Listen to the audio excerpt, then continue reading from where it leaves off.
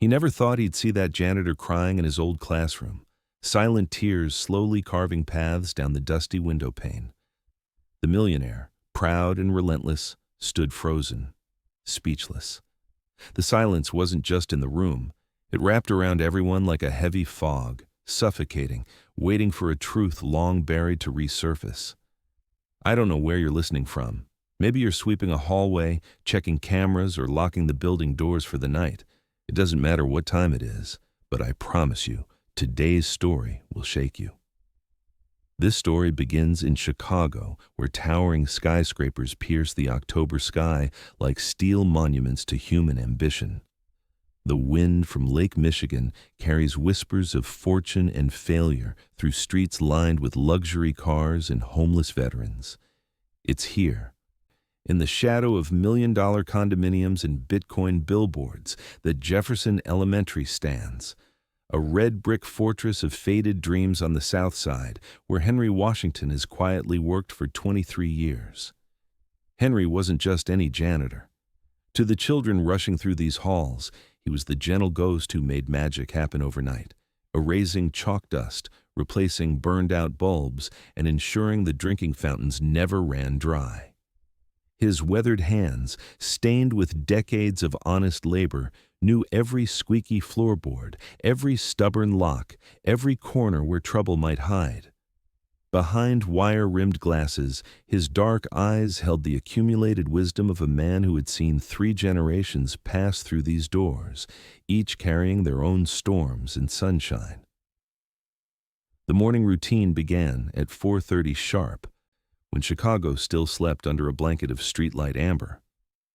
Henry's old Ford pickup, a testament to American manufacturing from better days, would rumble into the empty parking lot, its engine coughing like an elderly friend sharing secrets. He'd unlock the heavy steel doors with keys that jingled like wind chimes, each one a small responsibility, a tiny trust placed in his calloused palms. The hallways stretched before him like cathedral aisles, filled with the sacred silence of a place waiting to bloom with young voices and dreams. Room by room, Henry moved with the grace of a craftsman who understood his art. The industrial mop glided across linoleum floors while dawn crept through tall windows, painting everything in soft golds and deep shadows. He knew which desks belonged to the shy ones, which belonged to the troublemakers, and which belonged to the dreamers who reminded him of his own grandson. Every eraser cleaned, every pencil sharpener emptied, every surface sanitized, all done with the quiet dignity of a man who took pride in work that most people never noticed. The wealthy school board members, with their stock portfolios and investment properties, saw Henry as part of the building's infrastructure, as essential and invisible as the heating system or the fire alarms. They spoke around him, through him, never to him, their conversations filled with municipal bonds and capital improvements, while he polished the conference table that bore the weight of decisions affecting hundreds of young lives. But Henry's mind was razor-sharp beneath that humble exterior. He remembered every face, every conversation, every detail that others forgot the moment they walked away. His memory was a vault containing 23 years of secrets, kindnesses, cruelties, and truths that accumulated like dust in forgotten corners. He knew which teachers brought their own lunches because they couldn't afford the cafeteria prices, which administrators drove cars worth more than his annual salary, and which children came to school hungry, wearing yesterday's clothes like armor against a world that had already started judging them.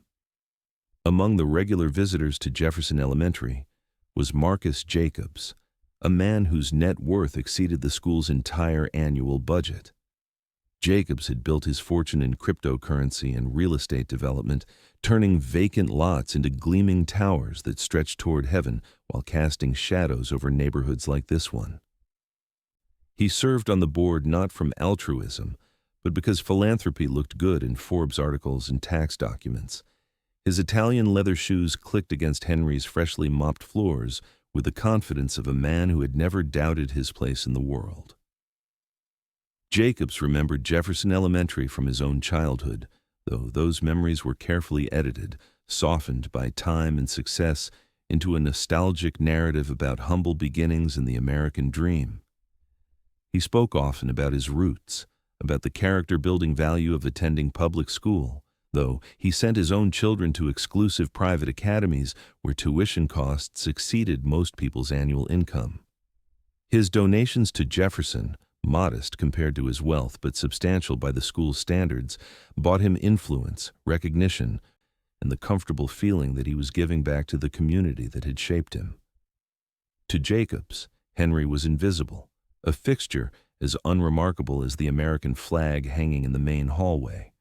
When their paths crossed, which they often did given Henry's omnipresence and Jacobs' frequent visits, the wealthy man's eyes would slide past the janitor like water off glass. Henry's greeting nods went unacknowledged. His "Good morning, Mr. Jacobs" met with silence or, at best, a distracted grunt. In Jacobs's world, populated by venture capitalists and hedge fund managers, by politicians and power brokers, a school janitor occupied the same space as wallpaper. Necessary, perhaps, but certainly not worth noticing. The other staff members took their cues from the board, from the principal's deference to wealthy donors, from the unspoken hierarchy that placed Henry firmly at the bottom.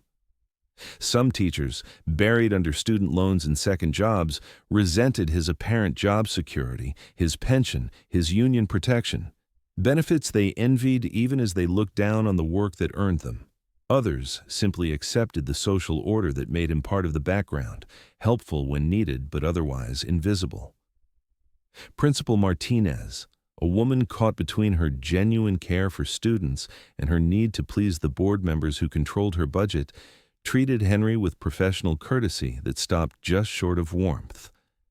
She relied on him completely for the 1,000 small crises that erupted daily in a school serving 400 children, but she also understood that her career advancement depended on cultivating relationships with people like Marcus Jacobs, not with the janitor who fixed the things that broke.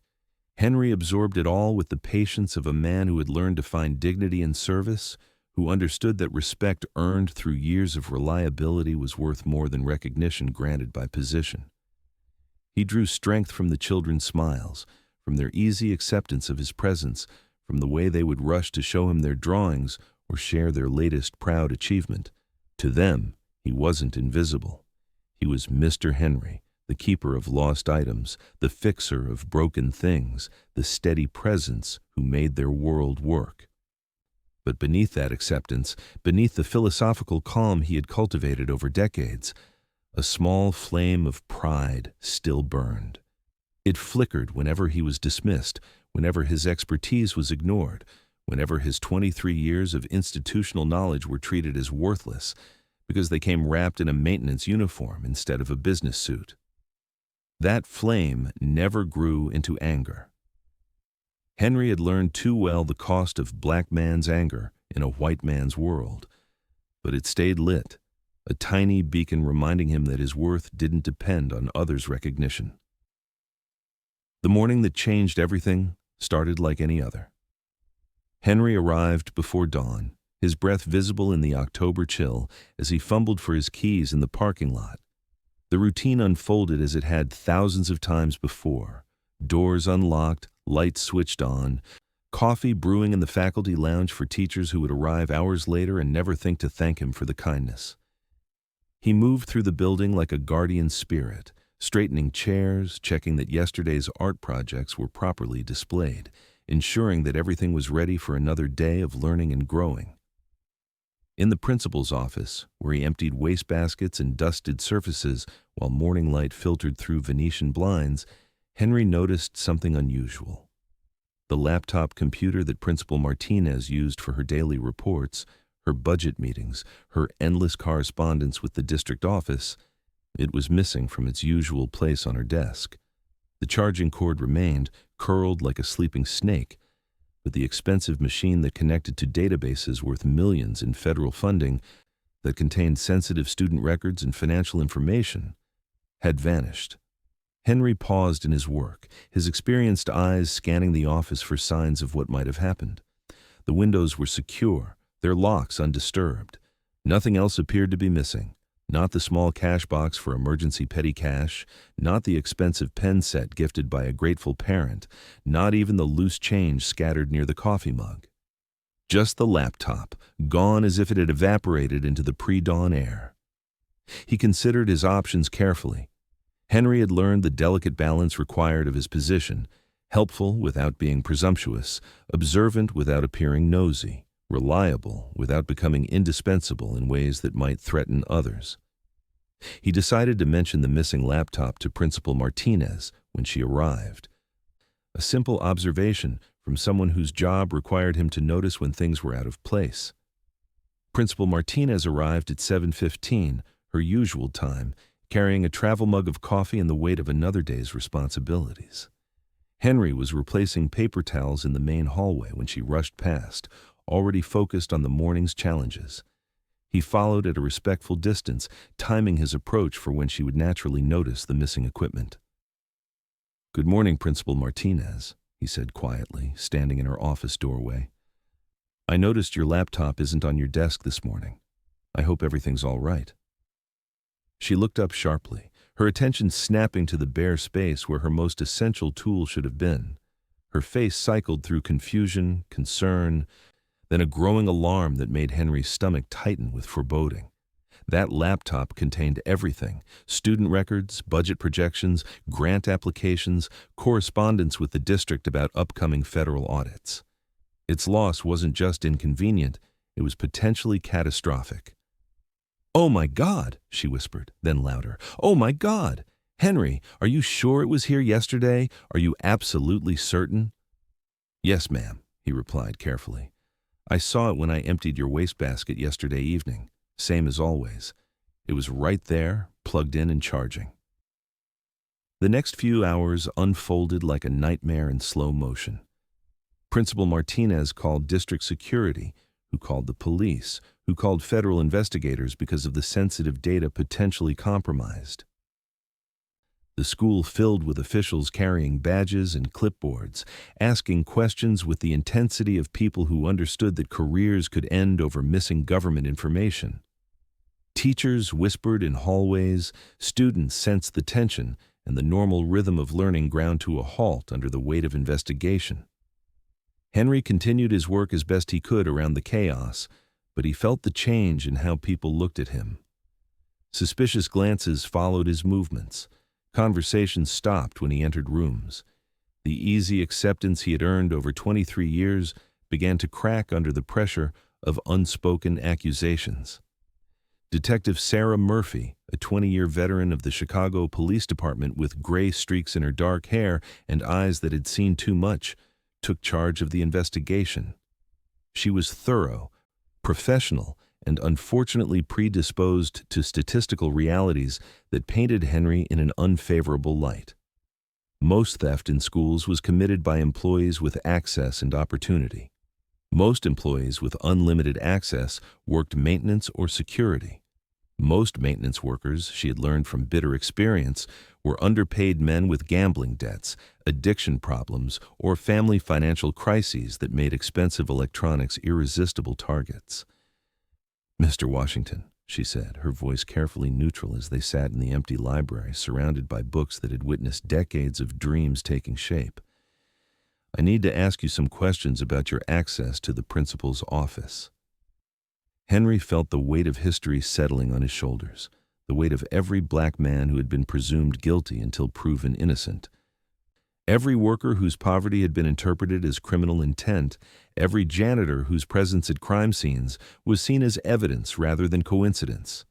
But he answered her questions honestly, completely, without the lawyer he couldn't afford and wouldn't have thought to request. Yes, he had keys to every room in the building. Yes, he worked alone during hours when no one else was present.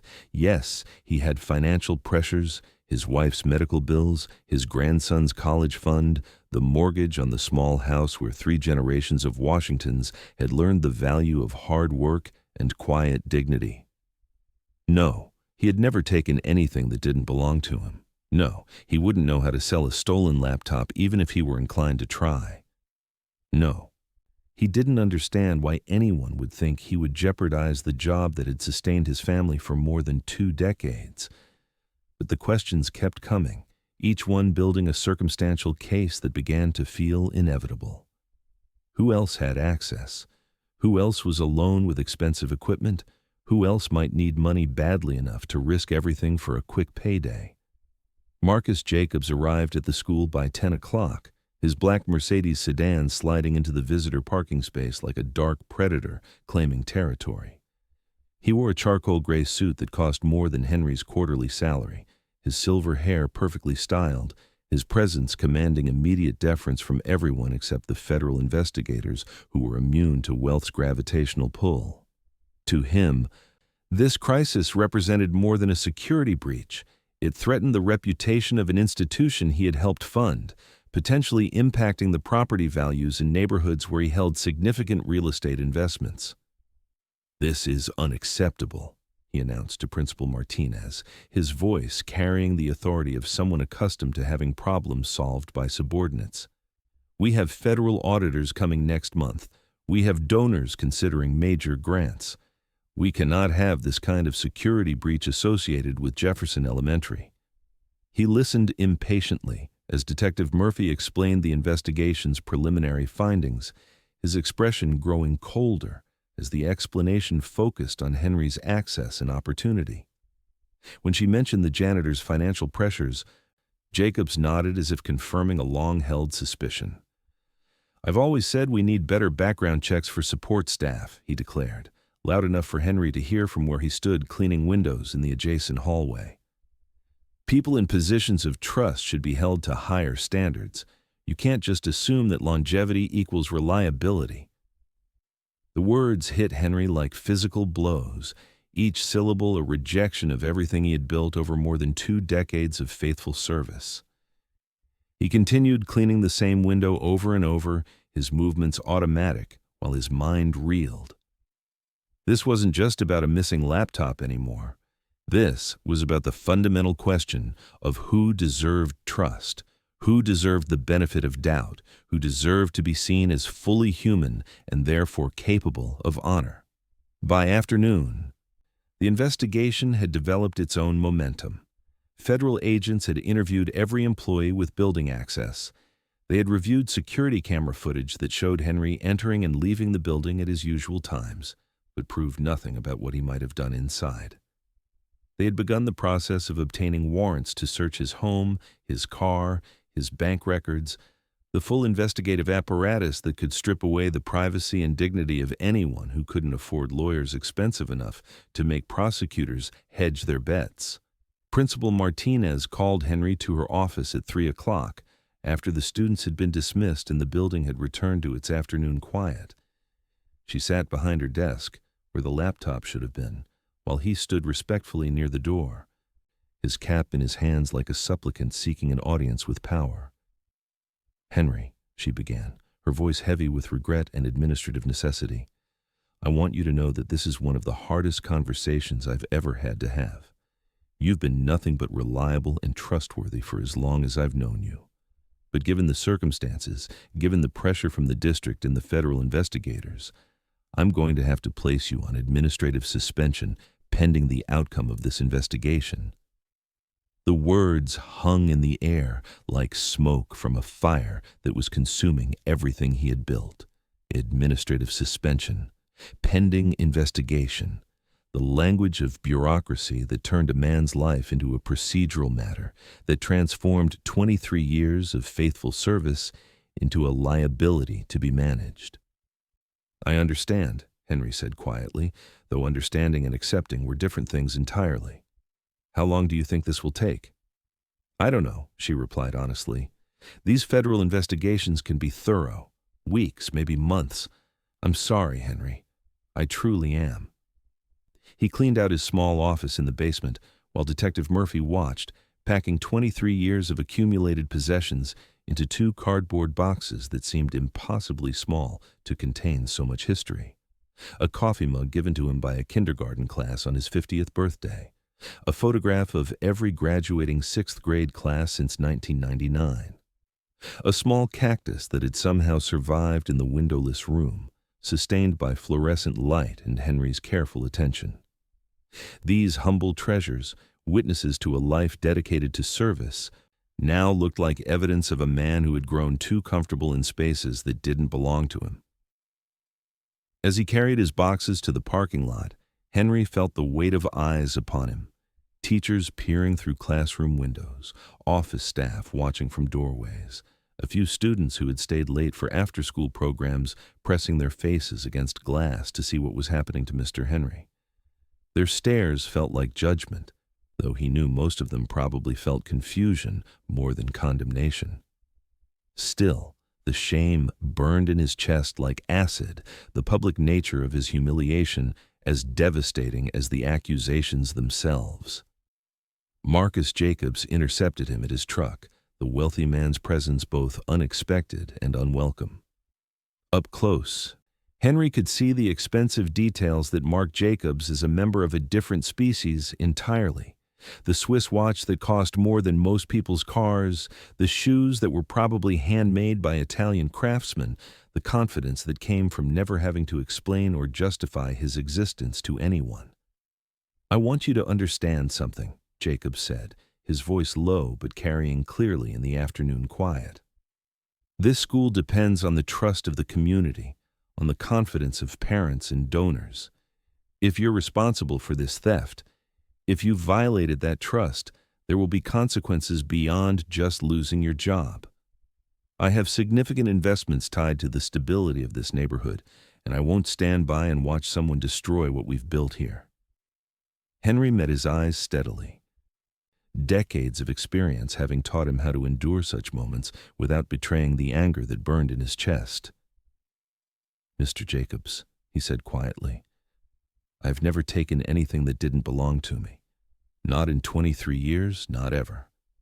I hope the truth comes out quickly, for everyone's sake."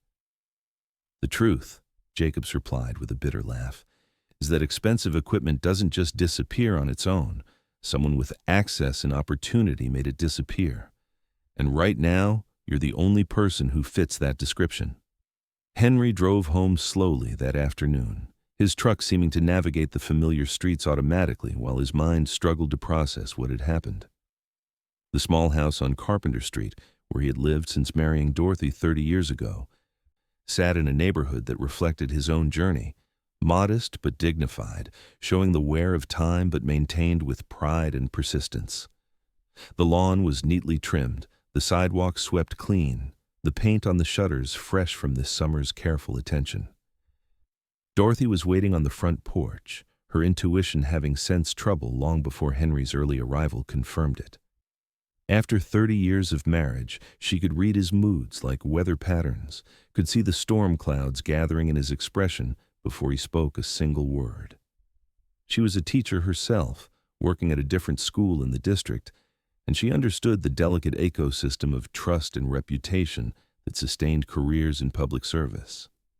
He told her everything while they sat on the porch swing that had held them through 3 decades of conversations, joyful announcements and devastating setbacks, dreams shared and fears admitted, the daily debrief of 2 people building a life together, one honest day at a time. She listened without interruption, her hand finding his as the weight of the story settled between them like uninvited company. "They think I'm a thief," he concluded, the words tasting bitter in his mouth. After 23 years of faithful service, after all the extra hours and weekend repairs and Christmas mornings spent fixing broken heating systems so the kids would be warm on Monday, they think I'm a thief. Dorothy squeezed his hand tighter, her teacher's mind already working through the implications, not just for Henry's career, but for their family's financial stability, for their standing in a community where reputation mattered more than bank balances, for the example they were trying to set for their grandson, who looked up to them as models of integrity and perseverance.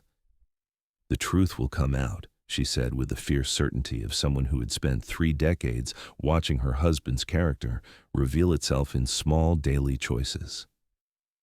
"This is not the end of your story, Henry Washington. This is just the hardest chapter." But that night, Lying in the darkness of their bedroom while Chicago hummed its urban lullaby outside their windows, Henry felt the full weight of his situation settling over him like a burial shroud.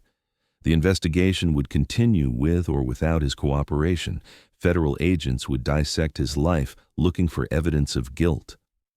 His reputation, built so carefully over decades of reliable service, would be examined under microscopes that might reveal flaws invisible to the naked eye, but damning under intensive scrutiny. Worse than the professional consequences was the personal betrayal he felt, not just from Marcus Jacobs, whose dismissal he had long ago learned to expect, but from Principal Martinez, from fellow staff members, from the institutional structures that were supposed to protect workers like him from exactly this kind of presumptive guilt. The union he had paid dues to for 23 years promised legal support, but their lawyer was overworked and underfunded, capable of procedural advocacy, but not the kind of aggressive defense that might clear his name quickly.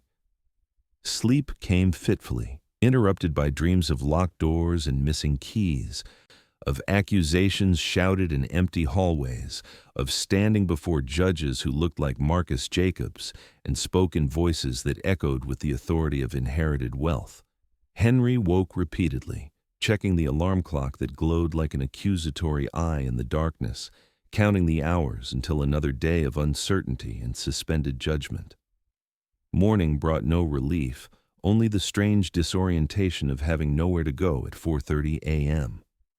For 23 years, his body had awakened automatically at this hour, his internal clock synchronized with the rhythm of service that had given structure and meaning to his life. Now he sat in his kitchen, drinking coffee while dawn broke over a city that continued its relentless pace without him, feeling like a ghost haunting his own existence. The phone rang at 8 o'clock, Dorothy calling from her school to check on him, her voice carefully cheerful but unable to hide the worry underneath. Then, his daughter called from Atlanta, having seen the local news coverage of the federal investigation into theft at Jefferson Elementary. The story hadn't mentioned names, but it reported that a longtime employee had been suspended pending investigation, and in a community where everyone knew everyone else's business, anonymity was a luxury that poor people couldn't afford. By afternoon, Henry found himself walking the streets of his neighborhood, moving aimlessly through familiar territory that now felt different somehow. The corner store where he had bought lunch for 20 years seemed smaller, shabbier. The barber shop where old men gathered to discuss sports and politics felt like a courtroom where his case was already being argued in whispered conversations. Even the children playing in Gompers Park looked at him differently. Or maybe he was looking at them differently, seeing their innocence through the lens of his own lost faith in justice. 3 days into his suspension, Henry received a visit from Detective Murphy. She arrived at his house in an unmarked car, her presence on Carpenter Street as subtle as a fire truck, and probably just as effective at announcing to the neighbors that the Washington family was under investigation.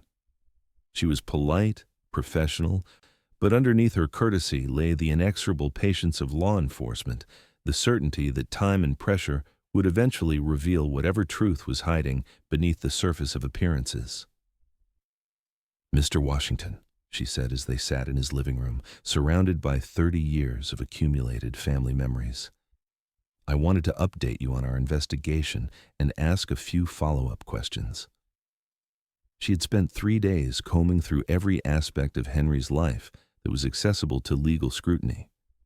His bank records showed exactly what she expected: modest deposits from regular paychecks, automatic payments for mortgage and utilities, the financial profile of a working-class family living carefully within their means.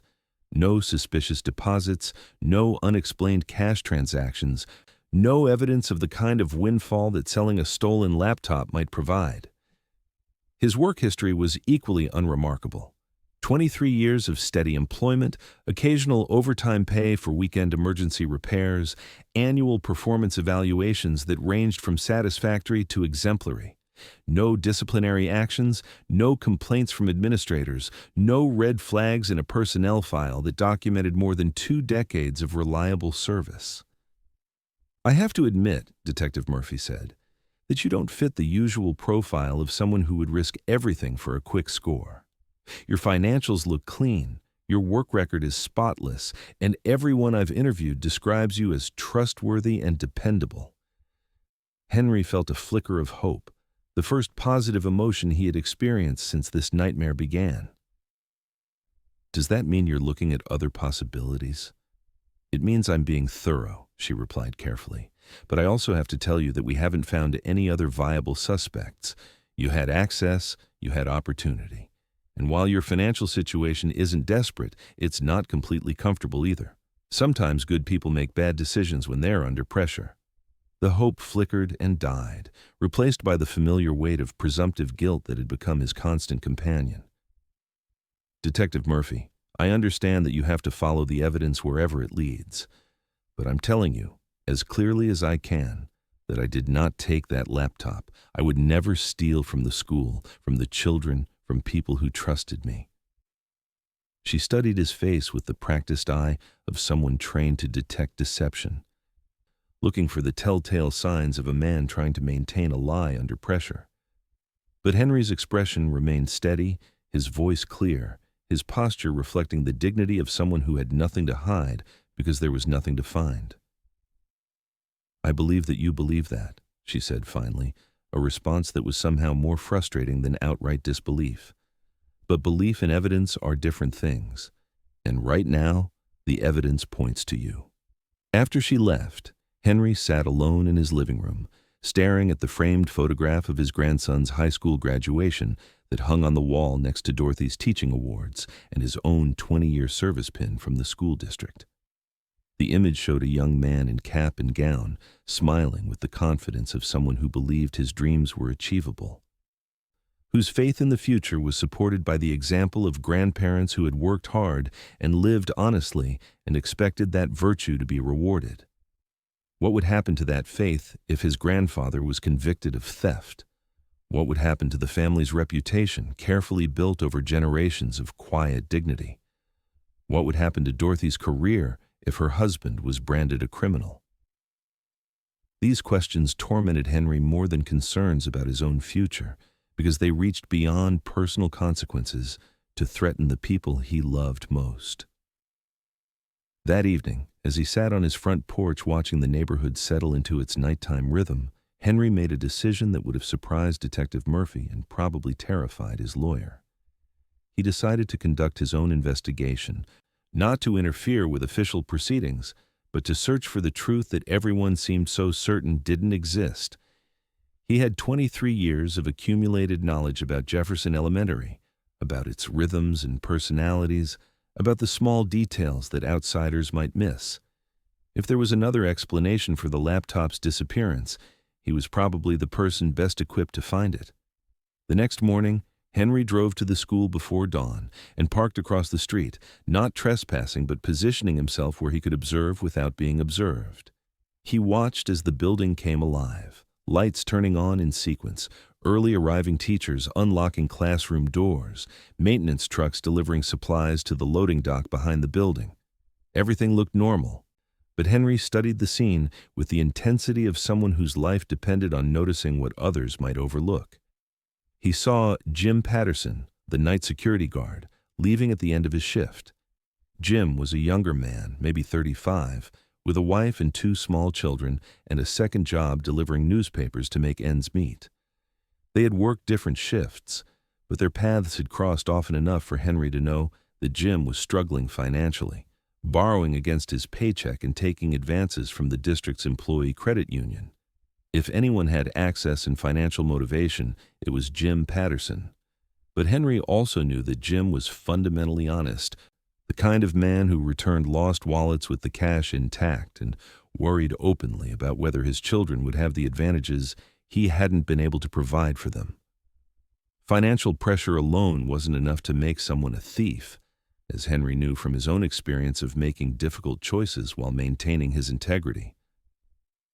From his observation post, Henry watched the morning routine unfold with the precision of a dance he had choreographed through years of participation.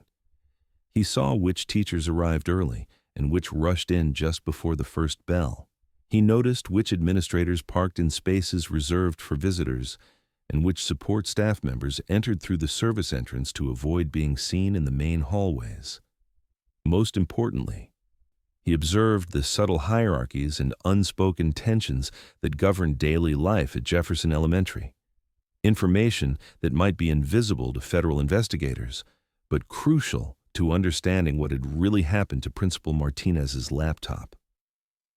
After 3 hours of observation, Henry drove home with more questions than answers, but also with a growing sense that the investigation was missing crucial elements. Detective Murphy was thorough and professional, but she was looking for evidence to support a theory rather than examining all possible theories to see which one the evidence supported. The difference was subtle but potentially crucial, especially for someone whose innocence depended on investigators being willing to look beyond the obvious suspect. That afternoon, Henry received an unexpected visitor, Marcus Jacobs, arriving at his house in the black Mercedes that looked as out of place on Carpenter Street as a shark in a swimming pool. The wealthy man knocked on the front door with the confidence of someone accustomed to having his presence welcomed everywhere, though his expression suggested this visit was more duty than pleasure. "Mr. Washington," Jacob said when Henry answered the door, "I hope you don't mind my stopping by. I wanted to speak with you privately about this situation." Henry invited him in, partly from old-fashioned courtesy, and partly from curiosity about what Marcus Jacobs could possibly want to discuss with a suspended janitor under investigation for theft. They sat in the living room, the wealthy man looking uncomfortable on furniture that was clean and well-maintained, but obviously inexpensive. His expensive suit and handmade shoes a stark contrast to the modest surroundings. "I want you to understand that this isn't personal," Jacobs began, his tone suggesting he was delivering a prepared speech rather than having a conversation. "But Jefferson Elementary is more than just a school to me. It's an investment in the community, a symbol of what's possible when private resources support public education. If this theft damages the school's reputation, it could affect property values throughout the neighborhood, impact future donations, even influence federal funding decisions." Henry listened patiently, recognizing the speech for what it was, a wealthy man's attempt to justify treating a human being as an acceptable casualty in the pursuit of larger goals. "Mr. Jacobs," he said quietly, "I understand your concerns about the school's reputation. I've been protecting that reputation with my work for 23 years. But I didn't steal that laptop, and destroying my reputation won't restore the schools." Jacob studied him for a moment, his face reflecting the confusion of someone encountering unexpected dignity in a place where he had expected to find guilt and desperation. "The evidence suggests otherwise," he said finally. "The evidence suggests that someone with access took the laptop," Henry replied. "But it doesn't prove that someone was me. There's a difference between correlation and causation, Mr. Jacobs. Just because I could have done it doesn't mean I did do it." "Then who did?" Jacobs asked, the question carrying both challenge and genuine curiosity. Who else had the access and opportunity? It was the right question, finally, and Henry realized that Marcus Jacobs might be the key to finding the real answer. Not because the wealthy man possessed special investigative skills, but because his position and resources could open doors that remained closed to a suspended janitor under suspicion. "I don't know yet," Henry admitted, "but I know that the building has more access points than people realize, more people with keys than the official records show, and more financial pressures affecting staff members than administrators want to acknowledge. If you really want to protect the school's reputation, help me find the truth instead of just accepting the convenient answer." Jacobs was quiet for a long moment, his expression cycling through emotions that Henry couldn't quite read. "What are you suggesting?" he asked finally. "I'm suggesting that someone with your resources and influence could get information that's not available to me or even to Detective Murphy. Employee financial records, security camera footage from neighboring businesses, cell phone location data from the night the laptop disappeared, the kind of investigation that requires either official authority or unofficial influence." And why would I do that for you? The question hung between them like a bridge waiting to be crossed. Henry chose his words carefully, knowing that this moment might determine not just his own future, but the trajectory of his entire family's life. Because 23 years of faithful service should count for something, he said quietly. Because the children at Jefferson Elementary deserve to know that adults will fight for truth, even when it's inconvenient. And because maybe, just maybe, you want to be remembered as someone who protected the innocent instead of someone who sacrificed them for convenience. Marcus Jacobs left without making any promises, but Henry sensed that their conversation had planted seeds in soil that might prove fertile. The wealthy man was clearly struggling with the implications of Henry's words, and for the first time since this ordeal began, Henry allowed himself to hope that someone with real power might be willing to look beyond the obvious answers.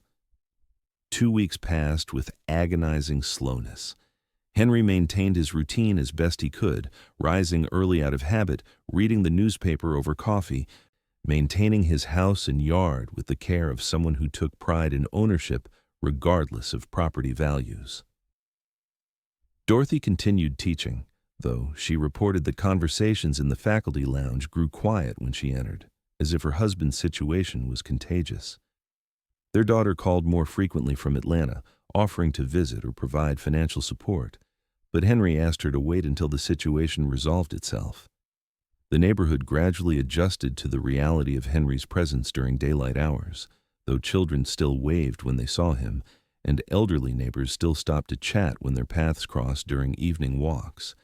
The assumption of guilt that felt so overwhelming in official settings seemed less certain in the informal court of community opinion, where Henry's character was judged by decades of demonstrated behavior rather than circumstantial evidence in a single criminal investigation. On a gray Tuesday morning in early November, Detective Murphy called with news that she described as both good and bad. The good news was that forensic analysis of the school's computer network had revealed that Principal Martinez's laptop had been remotely accessed on the night it disappeared, with someone using her login credentials to download sensitive financial information before the machine was physically removed from the building. The bad news was that this evidence suggested a more sophisticated crime than simple opportunistic theft, which actually strengthened the case against Henry by implying premeditation and technical knowledge. "I don't understand," Henry told her during their phone conversation. "How does this make me look more guilty? I can barely check my email, much less hack into computer networks." "The theory is that you had help," Detective Murphy explained. "Maybe someone paid you to steal the laptop and gave you the technical knowledge to access the files first. It would explain why you took only that one item. You weren't interested in random theft. You were after specific information." The logic was maddeningly circular. Every piece of evidence that should have pointed away from Henry was instead interpreted as proof of a more elaborate scheme.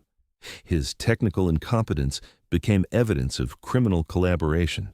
His financial honesty became proof that he was paid in untraceable ways. His stellar work record became evidence that he was the perfect inside man for a sophisticated operation. That afternoon, Henry sat in his kitchen staring at the phone and wrestling with a decision that could determine the rest of his life. He had worked for 23 years in a system that promised due process and equal justice, but he was learning that those promises had conditions written in fine print that poor people couldn't afford to read. His union lawyer was competent but overworked, his family's savings were insufficient for private legal representation, and the federal investigation was proceeding with the inexorable momentum of a system designed to process cases efficiently rather than pursue truth exhaustively. He was contemplating the possibility of pleading guilty to a lesser charge, accepting responsibility for a crime he hadn't committed in exchange for avoiding the risk of a conviction that could send him to federal prison for years, when the phone rang. The caller ID showed a number he didn't recognize, but the voice was familiar. "Mr. Washington, this is Marcus Jacobs. I've been thinking about our conversation, and I believe you were right.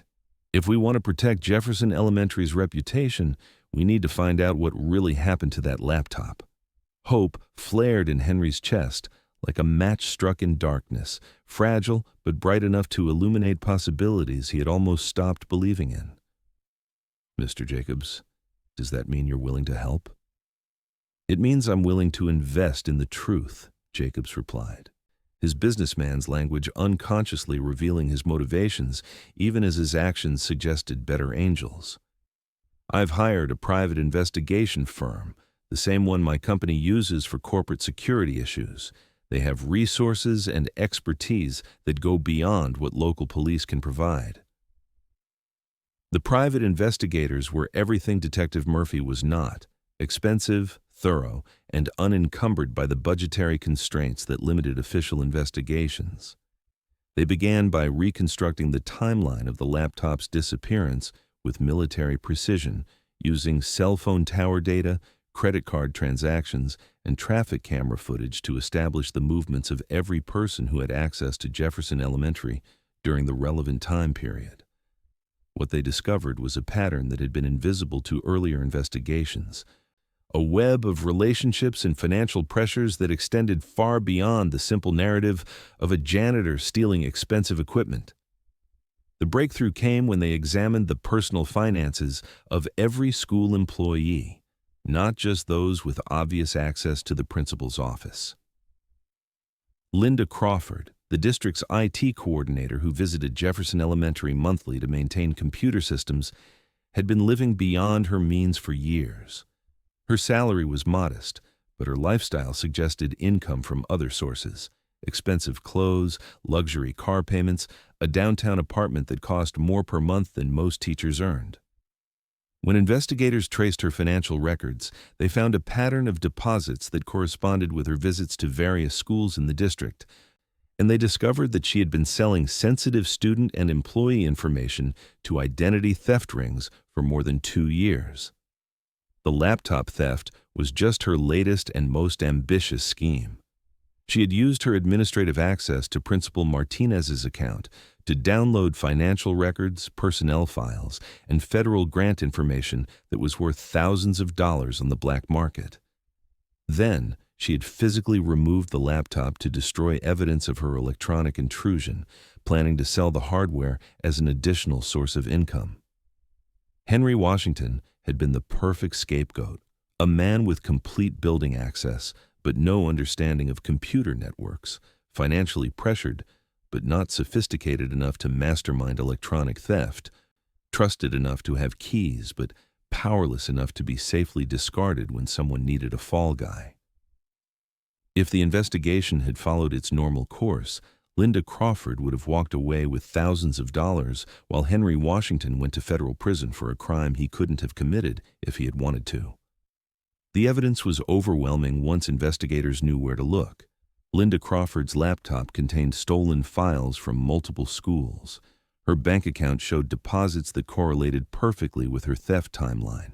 Security camera footage from neighboring businesses showed her car in Jefferson Elementary's parking lot at 11 p.m. on the night the laptop disappeared, 2 hours after Henry had finished his shift and gone home to watch television with Dorothy. When presented with the evidence, Linda Crawford collapsed like a house of cards in a windstorm. She confessed to years of systematic theft, naming accomplices, and revealing a network of corruption that extended throughout the district. Her arrest made headlines in the Chicago Tribune, vindicating Henry's innocence while exposing a scandal that would eventually lead to federal charges against dozens of school employees across multiple districts. The day Henry was officially cleared of all charges, Detective Murphy came to his house personally to deliver the news. She stood on his front porch looking tired and apologetic, her professional composure cracked by the recognition that her investigation had nearly destroyed an innocent man's life. "Mr. Washington," she said, "I want to personally apologize for the assumptions I made during this investigation. The evidence supported your innocence from the beginning, but I was looking for confirmation of guilt instead of pursuing all possibilities equally. That's not good police work, and it's not fair to citizens like you who deserve better from their public servants." Henry accepted her apology with the grace that had sustained him through months of suspicion and accusation, but he also used the moment to deliver a message that extended beyond their personal interaction. Detective Murphy, I appreciate your honesty, and I don't hold any grudges about the investigation itself. You had to follow the evidence as you understood it. But I hope this case helps you remember that people like me, working people, poor people, people without powerful advocates, we're not automatically more likely to be criminals just because we're easy targets for prosecution. She nodded solemnly, understanding that Henry's words carried implications that would affect every future case she worked, every assumption she made about guilt and innocence, every decision about where to focus investigative resources. Principal Martinez called that afternoon, her voice heavy with remorse and gratitude. Henry, I owe you an apology that words can't adequately express. I should have stood up for you, should have demanded more thorough investigation before accepting the decision to suspend you. You've been nothing but loyal to this school, and I failed to show you the same loyalty in return. Principal Martinez, Henry replied, I understand the position you were in. Federal investigators, district officials, board members, they all wanted quick answers, and I was the obvious suspect. But I'd like to think that if the situation had been different, if you'd had more time and less pressure, you would have given me the benefit of the doubt. I would like to think so too, she admitted, but this experience has shown me that good intentions aren't enough when systems are designed to protect institutions rather than individuals. I want to offer you more than just an apology. I want to offer you a promotion. The offer felt like vindication, an opportunity wrapped together in a package that Henry had never allowed himself to imagine. Facilities manager, with a salary increase that would eliminate the financial pressures that had made him a convenient suspect in the first place. Respect, authority, recognition for 23 years of expertise that had been invisible until crisis revealed its value. But Henry asked for time to consider the offer, not because he was ungrateful, but because months of forced reflection had clarified priorities that might not align with conventional definitions of career advancement. He had learned things about himself, about his community, about the systems that governed his life, and those lessons needed to be integrated into whatever future he chose to build. The conversation with Marcus Jacobs happened 3 days later in a conference room at the wealthy man's downtown office tower. The space reeked of privilege and power, floor-to-ceiling windows overlooking Lake Michigan, furniture that cost more than most people's annual salaries, original artwork that represented investments worth millions of dollars. But Henry entered that intimidating environment with the confidence of someone who had survived accusation and emerged vindicated, whose dignity had been tested under extreme pressure and proven unbreakable. Mr. Washington, Jacobs began, rising from behind a desk that was larger than some people's bedrooms.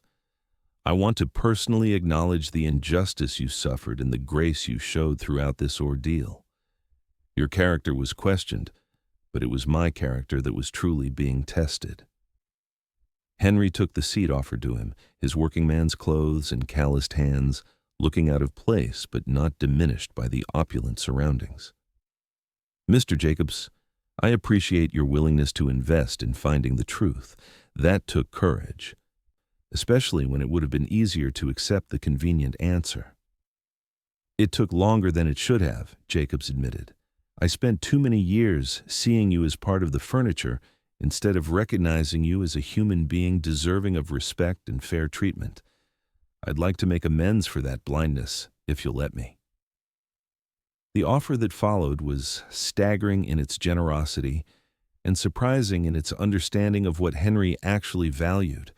Not just money, though the financial component was substantial, a fully funded college scholarship for his grandson, medical insurance that would cover Dorothy's ongoing health needs, a retirement package that would eliminate the anxiety that kept him awake at night, calculating whether Social Security would be sufficient. But beyond the material support was something more valuable: genuine respect, acknowledgement of expertise, recognition that Henry's 23 years of experience had value that extended far beyond mopping floors and changing light bulbs. Jacobs wanted him to consult on security improvements throughout the district's schools to help design systems that would prevent future theft while protecting the dignity of honest workers who might become easy scapegoats. "I've learned something important through this experience," Jacobs continued. "People like you, people who work quietly, who observe everything, who keep institutions running through dedication rather than authority. You possess knowledge and insights that people like me desperately need. I was blind to your value because I was blinded by prejudice and privilege." Henry listened carefully, evaluating not just the specific terms of the offer, but the sincerity behind it. Marcus Jacobs was clearly a man attempting genuine transformation, wrestling with recognition of his own complicity in systems that had nearly destroyed an innocent man's life. But Henry had learned to distinguish between guilt-driven generosity and authentic change, between offers motivated by image management and those driven by genuine respect. "Mr. Jacobs," he said finally, "I'm grateful for your offer, and I'm impressed by your willingness to acknowledge past mistakes. But I need you to understand something about who I am and what I value. I've never wanted to be wealthy or powerful. I've wanted to be useful, to contribute something positive to my community, to earn respect through service rather than demand it through position." "I understand," Jacobs replied. "That's exactly why your perspective is so valuable. You see things that I miss, because your motivation is service rather than profit." "Then understand this," Henry continued. "If I accept your offer, it won't be to advance my own interests. It will be to protect other people like me. Honest workers who might find themselves targeted by convenient assumptions, children who deserve to learn in safe environments maintained by people whose dignity is respected, communities that need advocates who understand their struggles because they've lived them." The partnership that emerged from their conversation was unlike anything either man had imagined months earlier. Marcus Jacobs gained access to insights that his wealth and education had never provided, an understanding of how schools actually functioned at ground level, knowledge of the subtle signs that might indicate security vulnerabilities or employee distress, appreciation for the complex relationships that determined whether institutional policies succeeded or failed in practice. Henry gained resources and platform that amplified his voice beyond anything his individual advocacy could have achieved. Funding for programs that supported school support workers, influence with district administrators who made policies affecting thousands of employees like him, access to decision-makers who had previously been as remote as figures in history books. But the most profound change was in their relationship itself. Marcus Jacobs learned to see Henry Washington not as a representative of a social class or an example of demographic statistics, but as a complete human being whose thoughts and experiences had value independent of their utility to wealthy interests. Henry learned that even privileged people were capable of growth and change, that authentic partnership could develop across vast differences in background and resources if both parties committed to honesty and mutual respect. The security improvements they designed together revolutionized approaches throughout the district and eventually became models for school systems across the Midwest. But their innovation wasn't primarily technological, it was cultural. They created systems that protected institutional assets while respecting the dignity of employees who had access to those assets. That prevented theft through community building rather than suspicion, that recognized honest service instead of taking it for granted. 6 months after his vindication, Henry returned to Jefferson Elementary in his new role as district security consultant. The building looked the same. Red brick facade weathered by decades of Chicago winters, hallways filled with the controlled chaos of children learning and growing, classrooms where dreams took shape one lesson at a time. But Henry's relationship to the space had been transformed by everything he had experienced and learned. Principal Martinez met him at the main entrance, her greeting warm with genuine respect rather than simple courtesy. "Welcome back, Henry. We've all missed your presence here. The building hasn't felt the same without you." He walked the familiar halls with eyes that saw both continuity and change. The janitor who had replaced him during the suspension, a young man named David, who possessed technical skills that Henry lacked, but not the institutional knowledge that came from decades of attentive service, greeted him with the relief of someone who finally had access to wisdom needed for success. "Mr. Washington," David said, "I've been hoping you'd come back. There are so many things about this building that I still don't understand. Which heating zones need extra attention, which classroom doors stick in humid weather, which teachers need special accommodations for their students' needs. I can clean and maintain, but I can't provide the care that makes this place feel like home." Henry spent the morning sharing knowledge that had never been written down because it existed in the intersection of technical expertise and human understanding. Not just which rooms needed extra attention, but why. The kindergarten classroom that required twice daily sanitizing because young children hadn't yet learned proper hygiene.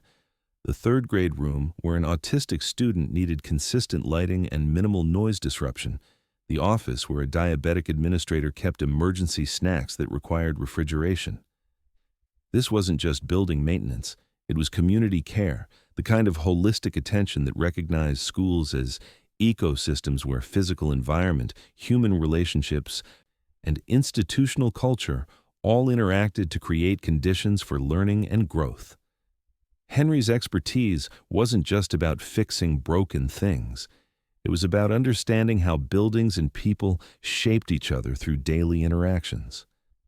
During lunch break, he visited his old basement office, now empty except for industrial cleaning supplies and mechanical equipment. The space felt smaller than he remembered, but also charged with memory.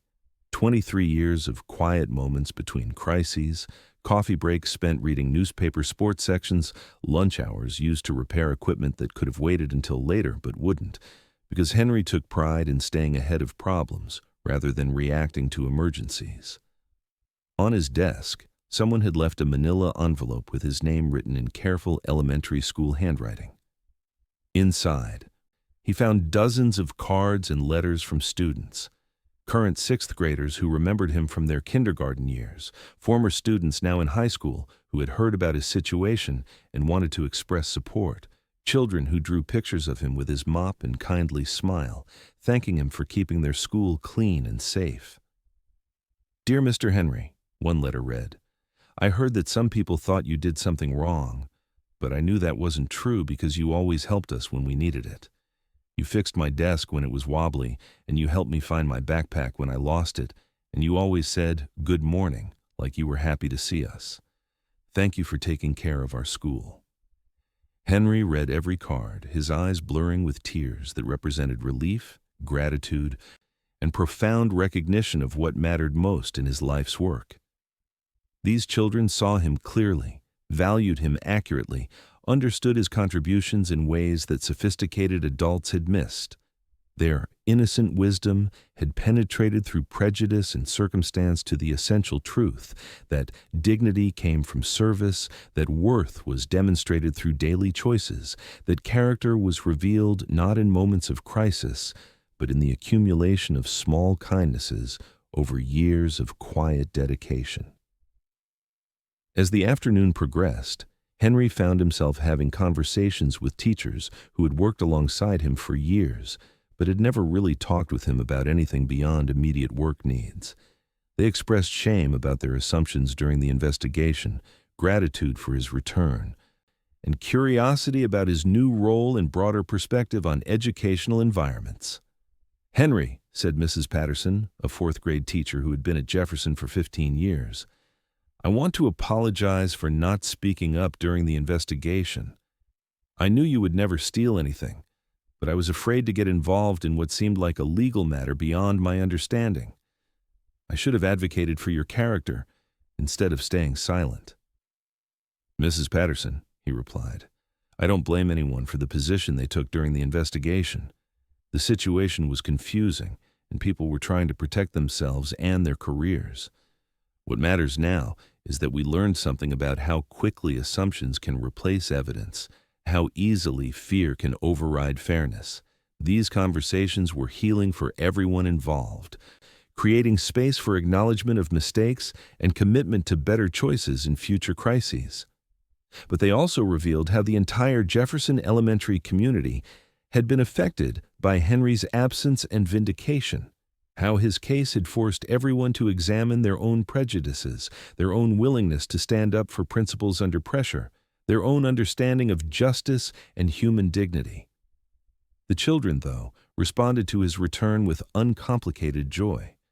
They clustered around him during recess, eager to share updates on their lives, their academic achievements, their family news, all the ordinary, extraordinary moments that made up childhood and that they had missed sharing with someone who genuinely cared about their well-being. Their easy acceptance reminded Henry why he had chosen this work in the first place, why he had found meaning in service that others might consider humble or invisible. "Mr. Henry," called out Destiny, a sixth grader who had been in kindergarten when Henry first started working at Jefferson, "are you coming back to work here every day? We missed seeing you in the hallways." "I'm working at all the schools in the district now," he explained, kneeling down to her eye level with the instinctive respect for children that had always characterized his interactions with them. "But I'll be visiting Jefferson Elementary regularly, and I'll always be available if you need help with anything." "Good," she replied with the directness of youth, "because the building doesn't feel right without you here." That evening, Henry sat on his front porch with Dorothy, sharing the details of his return to Jefferson Elementary and his continuing work throughout the district.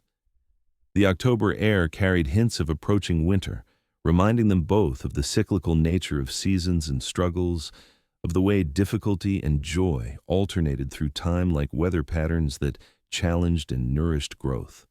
"How do you feel about everything that's happened?" Dorothy asked, her teacher's intuition recognizing that his experience contained lessons still being processed, implications still being understood. "Grateful," he said after a long pause. "Grateful that the truth came out.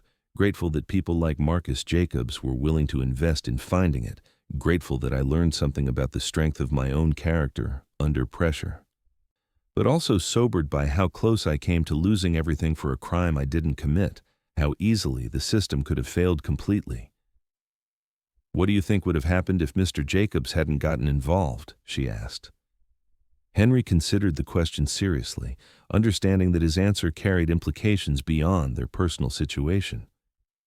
"I think I would have been convicted, probably sentenced to federal prison, and our family would have been destroyed by something completely outside our control. Linda Crawford would have continued stealing, other innocent people would have been blamed for crimes they didn't commit, and the real problems in the school district would have remained hidden until they caused even greater damage." "That's a frightening thought," Dorothy admitted. "It makes you realize how fragile justice really is, how much it depends on people being willing to look beyond convenient answers." "But it also makes you appreciate the people who are willing to look deeper," Henry replied. Detective Murphy apologized sincerely and promised to investigate more thoroughly in future cases.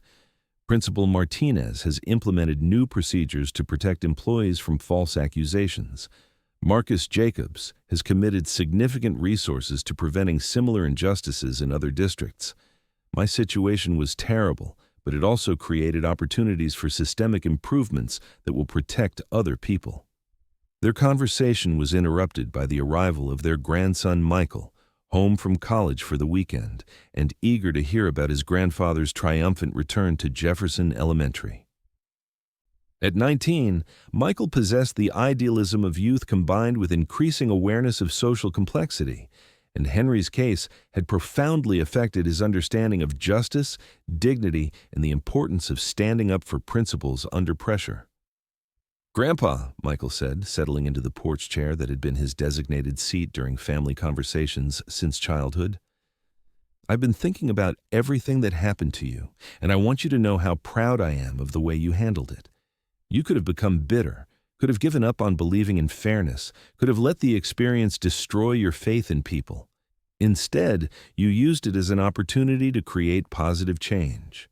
Henry felt the deep satisfaction that comes from realizing that your example has inspired someone you love, that your choices have modeled integrity and resilience for the next generation. "Michael, everything I went through was worthwhile if it taught you something about the importance of character, about the difference between temporary setbacks and permanent defeats. "It taught me that dignity isn't something people can take away from you," Michael replied. "It's something you maintain through your own choices, regardless of how others treat you.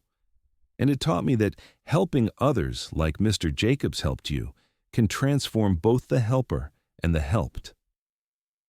As autumn deepened into winter, Henry's new role evolved from consulting on security improvements to mentoring other school support workers who faced their own challenges with recognition and respect.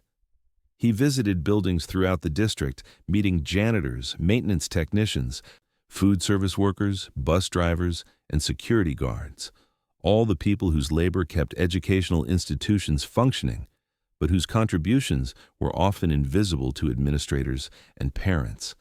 Each conversation revealed familiar patterns: dedicated workers who took pride in service but struggled with low wages and lack of recognition, employees who possessed deep institutional knowledge that was never formally acknowledged or systematically captured, human beings whose dignity was threatened by assumptions about their intelligence, ambition, and moral character based on the kind of work they performed rather than the quality of their character. "The problem," Henry explained to Marcus Jacobs during one of their monthly meetings, "isn't just that these workers are paid too little, although that's certainly true. It's that they're treated as if their knowledge doesn't matter, as if their expertise is somehow less valuable because it's practical rather than theoretical, as if their contributions are replaceable when actually they're irreplaceable." Jacobs had been transformed by his partnership with Henry, his perspective broadened by exposure to viewpoints that his privileged background had never provided. "What would it look like to change that culture systemically?" he asked. "What policies and practices would demonstrate genuine respect for their contributions?" Their collaboration produced innovations that extended far beyond security improvements. They created mentorship programs that paired experienced support workers with new employees, ensuring that institutional knowledge was preserved and transmitted. They established recognition ceremonies that celebrated excellence in service roles, giving public acknowledgement to workers whose contributions had previously been invisible. They developed professional development opportunities that allowed support staff to gain new skills and advance to leadership positions within their fields. Most importantly, they created communication structures that included support workers' voices in decision-making processes that affected their daily work. Instead of policies being imposed from above by administrators who had never mopped a floor or fixed a broken heating system, decisions were made collaboratively by teams that included people who understood practical implications and could anticipate unintended consequences. The changes weren't just procedural, they were cultural. Gradually, throughout the district, the artificial barriers between professional and support staff began to dissolve, replaced by recognition that successful educational institutions depended on excellence at every level, from superintendent to custodian. This transformation created environments where everyone's dignity was respected, where contributions were valued regardless of job title, where the mission of serving children's needs took precedence over hierarchical status. Henry's vindication and subsequent advocacy became a model that attracted attention from educational leaders throughout the Midwest. He found himself invited to speak at conferences, consulted by other districts facing similar challenges, interviewed by journalists who recognized that his story represented broader themes about justice, dignity, and the value of honest work in American society. But he approached these expanded opportunities with the same humility that had sustained him through decades of quiet service. His goal wasn't personal recognition or career advancement. It was systemic change that would protect other workers from the injustices he had experienced while creating more supportive environments for the children whose education depended on everyone working together effectively.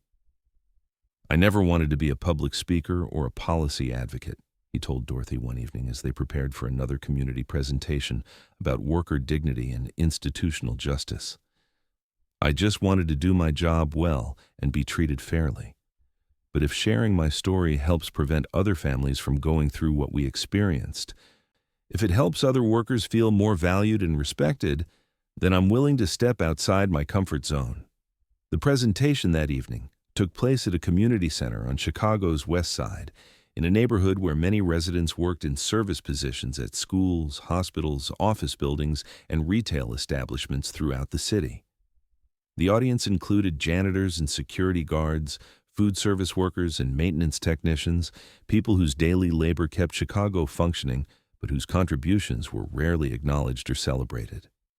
Henry spoke about his experience with characteristic understatement, focusing not on the injustices he had suffered, but on the lessons learned and the positive changes that had resulted. He talked about the importance of community support during difficult times, about the difference between temporary setbacks and permanent defeats, about the power of truth to eventually overcome false accusations if people were willing to persist in seeking it. "I don't want anyone to pity me for what I went through," he told the audience. "I want you to understand that your work has dignity regardless of how others treat it, that your character matters more than your job title, that you have the right to be presumed innocent and treated fairly regardless of your economic status or social position." The response was overwhelming, not applause or cheering, but the quiet recognition that passes between people who share common experiences and understand each other's struggles without explanation. After his formal presentation, Henry was surrounded by workers eager to share their own stories of being underestimated, overlooked, or unfairly blamed for problems beyond their control. Maria Santos, who cleaned office buildings downtown, told him about being accused of theft when executives' expensive equipment disappeared, despite security cameras that could have proven her innocence if anyone had bothered to check them. James Wilson, a school bus driver, described being blamed for student disciplinary problems that originated at home or in classrooms, but were easier to attribute to transportation issues than to address systemically. Each story reinforced Henry's understanding that his experience, while traumatic, was not unique, that working people throughout America faced similar challenges with dignity and justice, similar struggles to have their contributions valued and their characters respected. But each story also revealed the strength and resilience of people who continued serving their communities despite inadequate recognition, who maintained their integrity despite pressure to become cynical or bitter. "What gives me hope," Henry told the gathering as the evening concluded, "is meeting people like all of you, people who haven't let difficult experiences destroy your commitment to doing good work, who continue serving others even when that service isn't fully appreciated. You are the foundation that holds our communities together, and your dignity cannot be diminished by anyone's failure to recognize it." Driving home that night, Henry reflected on the unexpected trajectory his life had taken since that October morning when a missing laptop had threatened to destroy everything he had built. The accusations and investigation had been the most difficult experience of his 62 years, more challenging even than growing up poor in a segregated neighborhood or watching his parents struggle with jobs that demanded backbreaking labor for wages that barely sustained survival. But the experience had also revealed strengths he hadn't known he possessed, created opportunities he never could have imagined, and connected him with people, from Marcus Jacobs to community activists, from federal investigators to elementary school children, whose lives had intersected with his in ways that enriched everyone involved. "Do you think it was worth it?" Dorothy asked as they sat in their living room later that evening, surrounded by the modest comforts they had accumulated through 3 decades of marriage and careful financial management. Not the vindication and the new opportunities, but the experience itself, having your character challenged, your reputation threatened, your entire life called into question. Henry considered her question seriously, understanding that his answer would reflect not just personal feelings, but philosophical conclusions about justice, dignity, and the meaning of human experience. "I wouldn't want to go through it again," he said finally. "But I'm grateful for what it taught me about myself, about our community, about the difference between temporary circumstances and permanent character." "What did it teach you about yourself?" "That my sense of worth doesn't depend on other people's recognition," he replied. that I can maintain my dignity even when others question my character, that I have reserves of strength I didn't know existed. That faith in justice isn't naive, it's necessary, even when justice is delayed or imperfect. And what did it teach you about our community? Henry smiled, thinking about the complex network of relationships that had sustained him through the crisis and continued to enrich his daily life. That most people are fundamentally decent, even when they make mistakes or let fear override their better judgment. That everyone, from wealthy donors to fellow janitors, is capable of growth and change if they're willing to examine their assumptions and admit their errors. That real community develops when people are willing to stand up for each other, especially when it's inconvenient or risky. And justice. That justice isn't something that happens automatically, Henry concluded. It's something that people have to create and maintain through their daily choices, through their willingness to look beyond convenient explanations, through their commitment to protecting the innocent, even when it requires effort and sacrifice. As winter deepened into spring, Henry's influence continued expanding throughout the district and beyond.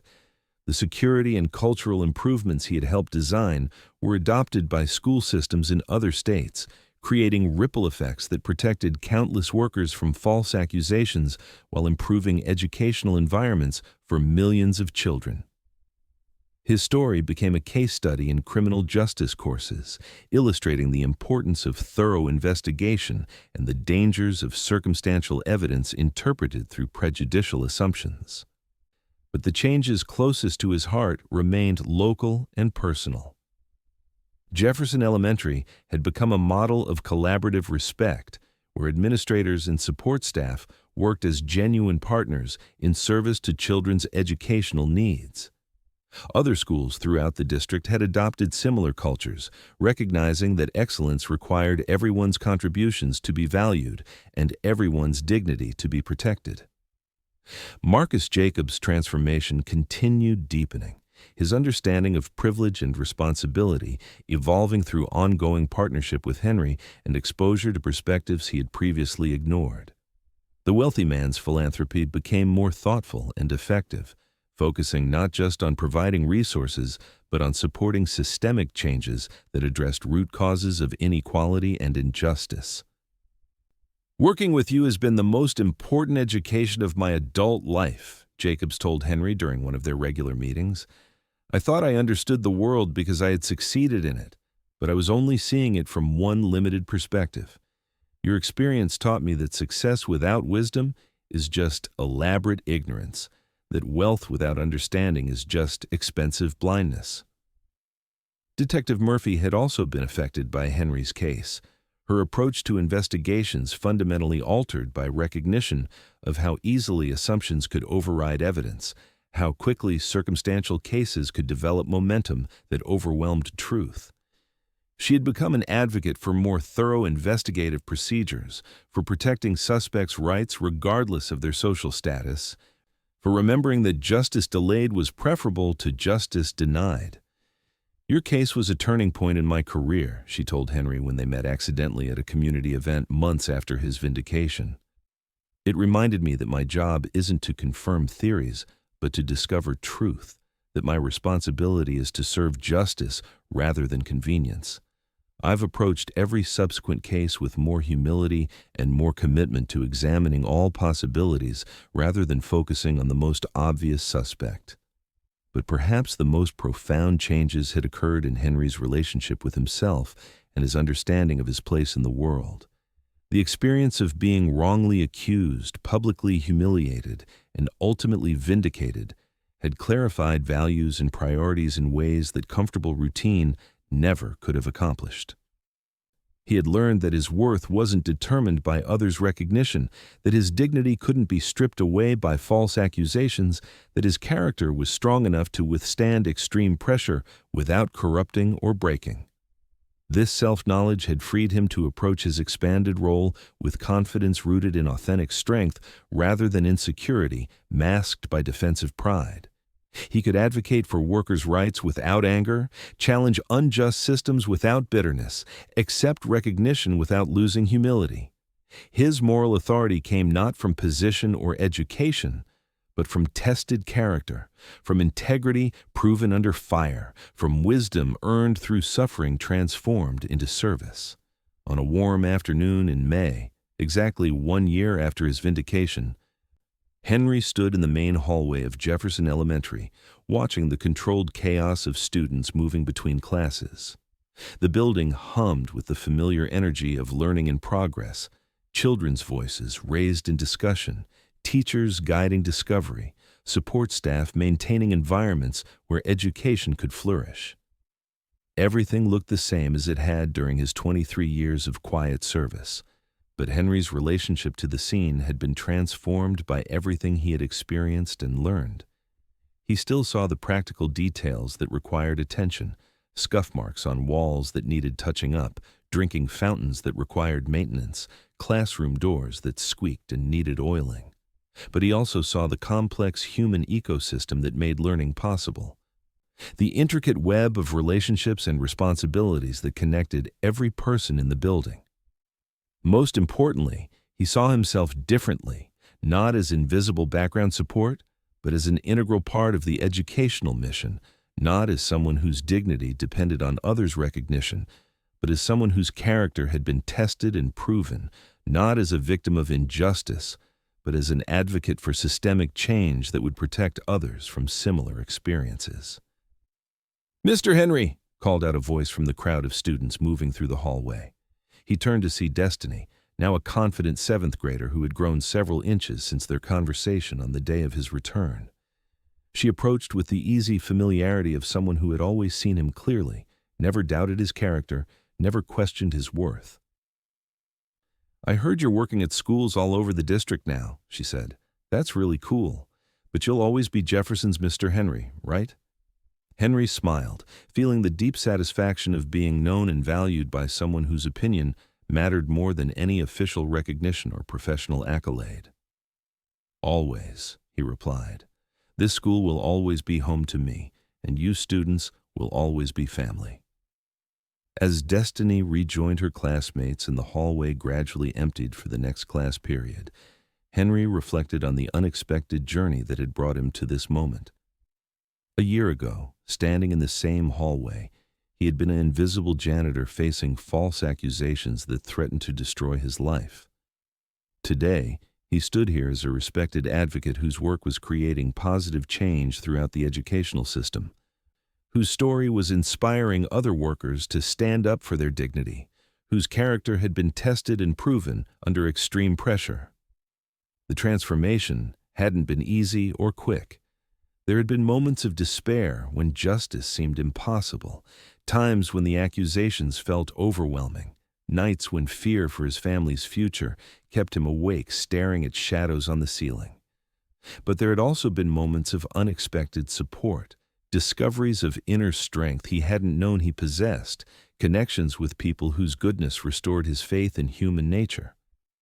Most importantly, there had been the gradual recognition that his experience, while individually traumatic, was part of larger patterns affecting millions of working people throughout America, patterns that could be changed through advocacy, education, and systemic reform if enough people were willing to commit time and energy to creating more just institutions.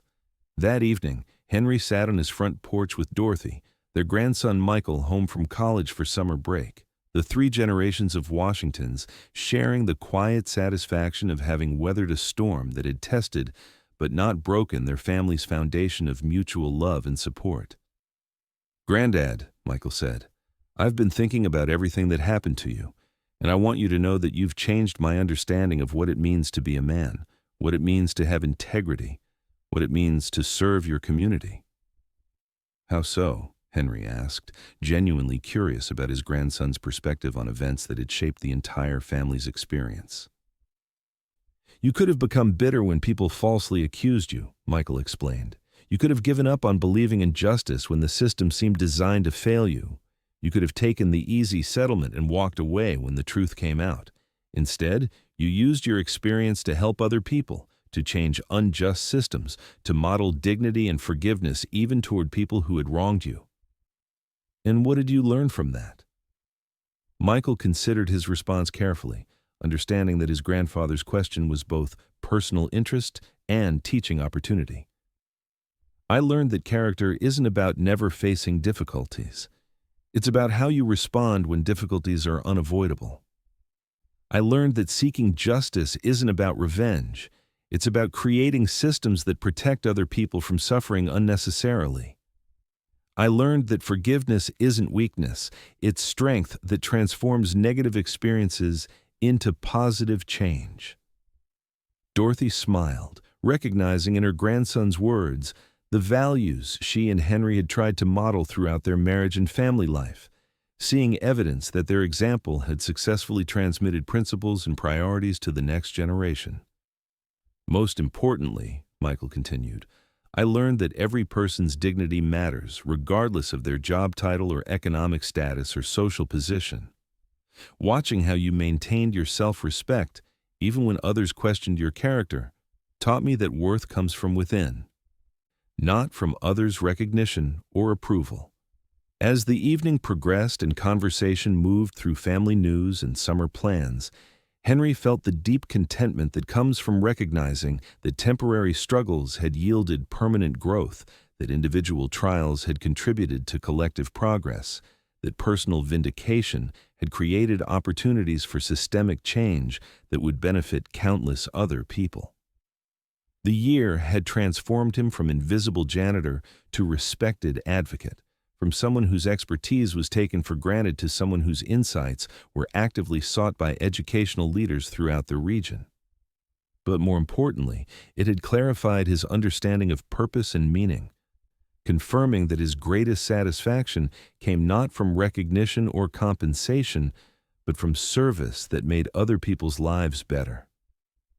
The security and cultural improvements he had helped design were now protecting workers throughout multiple school districts. His story was inspiring other people to stand up for dignity and justice in their own circumstances. His partnership with Marcus Jacobs had demonstrated that authentic collaboration could develop across vast differences in background and privilege if both parties committed to mutual respect and shared goals. But perhaps the most meaningful change was in his daily experience at Jefferson Elementary and throughout the district. When he visited schools now, support staff approached him not with the deference of subordinate to superior, but with the recognition of shared dignity and common purpose. Children still rushed to greet him with undimmed enthusiasm, but now their excitement was shared by teachers and administrators who had learned to see his expertise and value his contributions. You know what strikes me most about this whole experience? Dorothy said as they prepared to end another peaceful evening on their front porch, the city settling into its nighttime rhythm around them. What's that? Henry asked. How many people were changed for the better by what happened? She replied. Marcus Jacobs learned about privilege and responsibility. Detective Murphy learned about assumptions and investigation. Principal Martinez learned about loyalty and advocacy. You learned about your own strength and purpose. Even our family learned lessons about resilience and faith. You think it was worth it then? Henry asked, echoing the question she had posed to him months earlier. Dorothy considered carefully, understanding that her answer carried weight beyond their personal situation to encompass broader questions about justice, suffering, and the possibility of transformation emerging from difficulty. I think it was necessary, she said finally. Not because you deserved to suffer false accusations, but because the systems that failed you were failing other people too. And sometimes crisis is what forces change that should have happened gradually through recognition and reform. I think you're right, Henry agreed. If my experience helps protect other workers from similar injustices, if it creates more respectful institutional cultures, if it demonstrates that dignity and truth can ultimately triumph over prejudice and convenience, then the difficulty was worthwhile. As they prepared to retire for the evening, Henry took one last look at the neighborhood that had been home for 3 decades, at the modest house that had sheltered his family through prosperity and adversity, at the community that had supported him through the most challenging experience of his life. Everything looked the same, Familiar streets, comfortable surroundings, the ordinary landscape of working-class American life. But his relationship to it all had been enriched by trials survived, lessons learned, and service expanded beyond anything he could have imagined.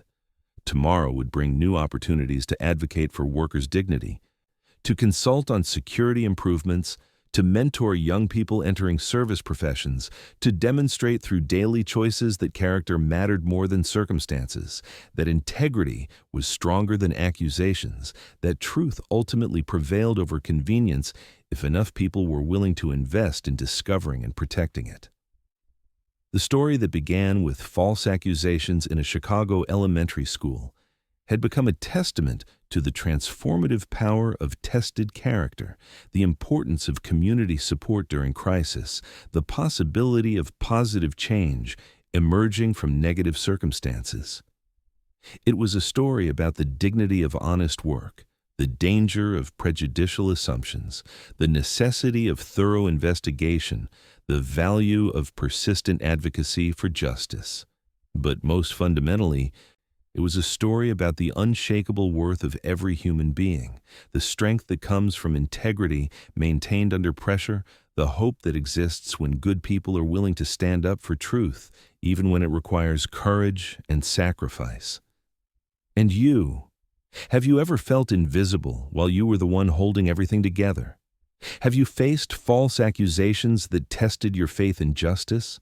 Have you maintained your dignity when others questioned your character? Tell me your story in the comments, because your experience matters and your voice deserves to be heard. If this story touched your heart, give it a like and subscribe so it can reach someone else who needs to know that they are seen, valued, and worthy of respect. For more stories that honor the dignity of honest work and the strength of tested character, click the podcast link.